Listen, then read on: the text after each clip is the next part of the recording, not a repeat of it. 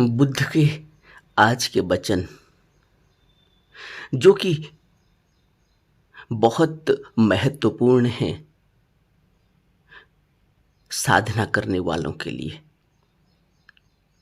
जो साधक बनना चाहता है, जो विपश्यना करना चाहता है, ध्यान के माध्यम से उस अपने उद्देश्य को पाना चाहता है, जिसको बुद्ध कहते हैं निर्वाण, धम्म की प्राप्ति, सत्य की प्राप्ति। उस तक पहुंचने के लिए जो सबसे महत्वपूर्ण बात है, वह बुद्ध ने कहा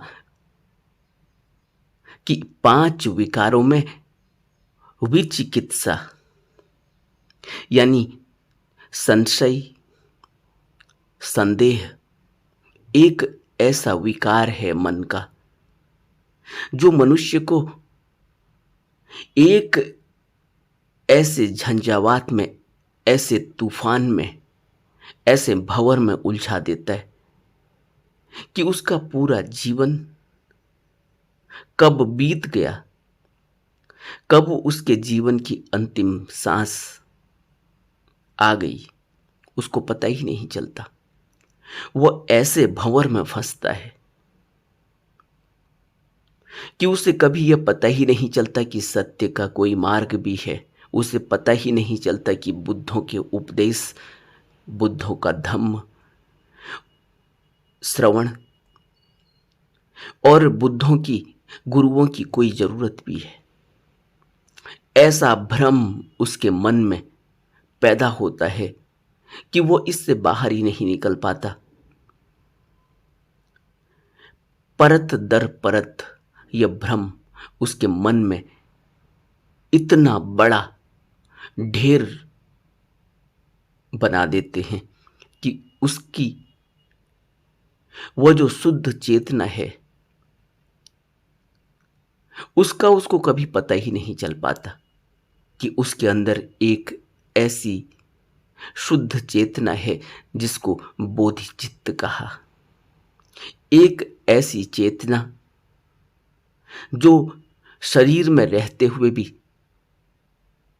शरीर से अलग इस अस्तित्व से जुड़ी हुई रहती है और इस पूरे अस्तित्व, इस पूरे क्रिएशन को देख रही है, महसूस कर रही है, अनुभव ले रही है। हमें कुछ भी पता नहीं चलता। इतनी जड़ता पैदा हो जाती है इस विचिकित्सा के कारण कि मनुष्य को आंख होते हुए भी कुछ नहीं दिखाई देता, कान होते हुए भी कुछ सुनाई नहीं देता, नाक होते हुए भी कुछ सूंघने में नहीं आता, मुंह होते हुए भी कोई स्वाद का पता नहीं चलता और शरीर की संवेदनाएं अति संवेदनशील इस शरीर के होते हुए भी इसकी जड़ता गहन हो जाती है। कारण भ्रम, संशय। और एक दो कहानियां नहीं, न जाने कितनी कहानियां बुद्ध के समय, बुद्ध के सामने की हैं। बुद्ध के पास न जाने कितने लोग भिक्षु बनने के लिए आए, न जाने कितने लोग अपने जीवन को परिवर्तित करने के लिए आए, लेकिन संशय और भ्रम उन पर जब गहरा हावी हो गया तो उन्होंने संग छोड़ दिया, तिरस्कार कर दिया, बुद्ध का अनादर किया। कितना दुर्भाग्य है ऐसे जीव का, ऐसे मनुष्य का, जो बुद्ध के सामने होते हुए भी, गुरु के सामने होते हुए भी गुरु के प्रति जिसका शीश नहीं झुक पा रहा है, जिसके अंदर श्रद्धा पैदा नहीं हो पा रही, विश्वास पैदा नहीं हो पा रहा। कितना दुर्भाग्य है उस मनुष्य का जिसके अंदर धम्म का श्रवण पैदा ही नहीं हो पा रहा है, धम्म का श्रवण ही नहीं हो पा रहा है। उसके अंदर उपदेशों की गूंज पहुंचती ही नहीं। क्यों नहीं पहुंचती उपदेशों की गूंज? क्यों बुद्ध के शब्द उसके कानों में गूंजते नहीं? कारण उसके अंदर इतना संशय है, इतना भ्रम है, इतनी भी चिकित्सा है कि उसको कुछ समझ ही नहीं आता, कुछ सूझता ही नहीं, कुछ पता ही नहीं चलता, कुछ कानों में पता ही नहीं चलता, कुछ अंदर हृदय में उसकी तंत्री, हृदय तंत्री, हृदय में कोई झंकार पैदा ही नहीं होती। और बड़ा भाग्यशाली है वह मनुष्य जिसके अंदर बुद्ध के शब्द गूंजने लगे, जिसके अंदर यह एहसास, यह विश्वास, यह श्रद्धा पैदा होने लगी कि बुद्ध के अलावा, गुरु के अलावा इस दुनिया से छुटकारा पाया नहीं जा सकता, इस दुख से मुक्त नहीं होया जा सकता, इस भयावह दुख की नगरी से पार जाने का एक ही रास्ता है, गुरु की शरण, बुद्ध की शरण, सतगुरु की संगति और उनके बताए हुए रास्ते पर चलना।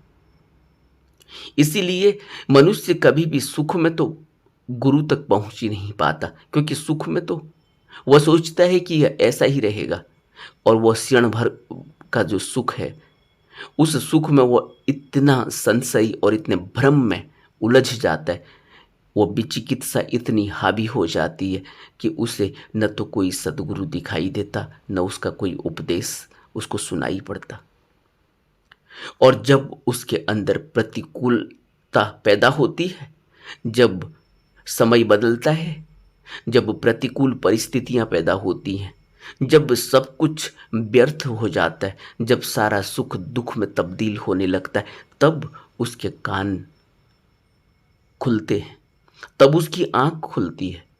लेकिन वो इतना आहत हो चुका होता है, इतना शत विक्षत हो चुका होता है, छलनी छलनी हो चुका होता है, सब तरफ से दुख के कांटे इतने चुभ गए होते हैं कि अब साधारण मरहम काम ही नहीं करता, अब कोई साधारण दवा काम ही नहीं करती, अब उसको कुछ सूझता ही नहीं।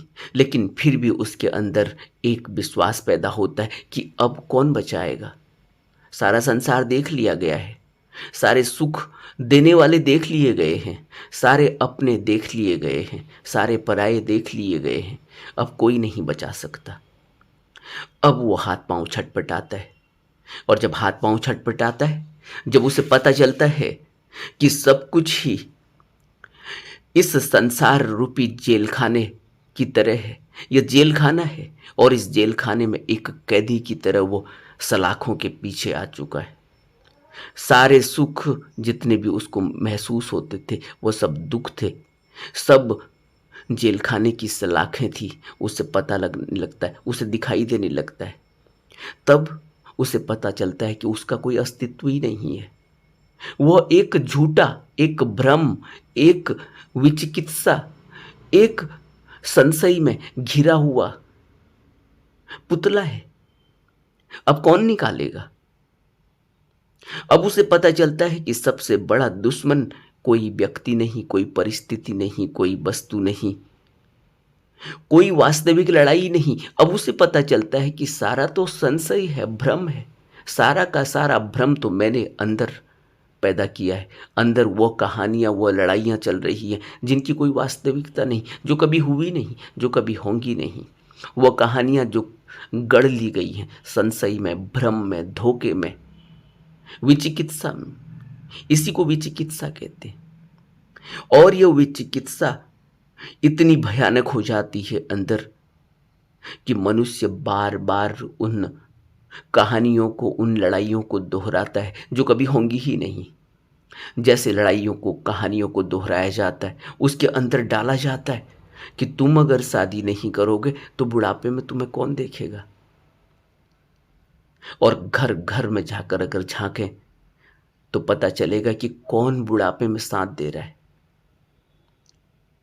सब अकेले, और सब अकेले ही पूरे नहीं है, आधा आधा, पौना, चौथाई, डेढ़, सब इतने रह गए। कोई पूरा ही नहीं है, सब आधे अधूरे हो गए हैं। किसी का पति मर गया, किसी की पत्नी मर गई, किसी की टांग टूट गई, किसी का हाथ टूट गया। अकेले आधे आधे किसी तरह से अपने जीवन को घिस रहे हैं अब। और ये समाज, ये संसार, ये अंदर भ्रमित मन बार बार दोहराए चले जाता है कि बुढ़ापे में कौन साथ देगा, और वो इस भंवर में फंस जाता है। संसार की वस्तुओं को इकट्ठा करता है, व्यक्तियों को इकट्ठा करता है, अपने जुटाता है ताकि कोई साथ देगा।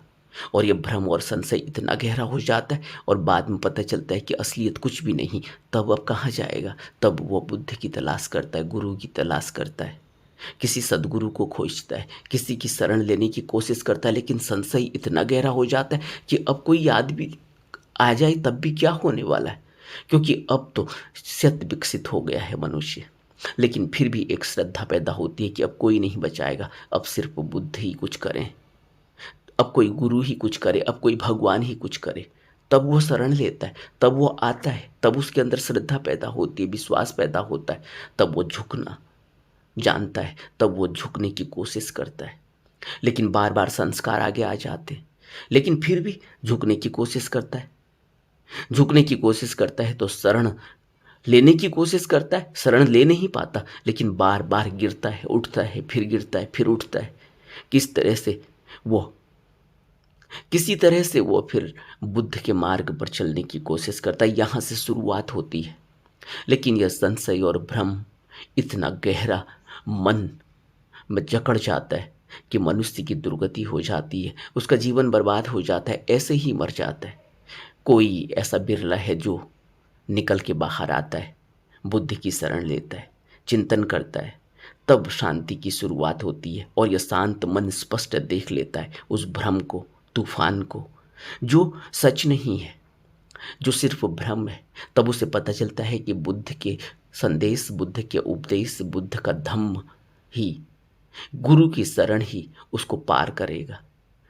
तब वो शुरू करता है, तब वो विपश्यना शुरू करता है, ध्यान शुरू करता है, और यहाँ से शुरुआत होती है नवजीवन की। नमो बुद्धाय।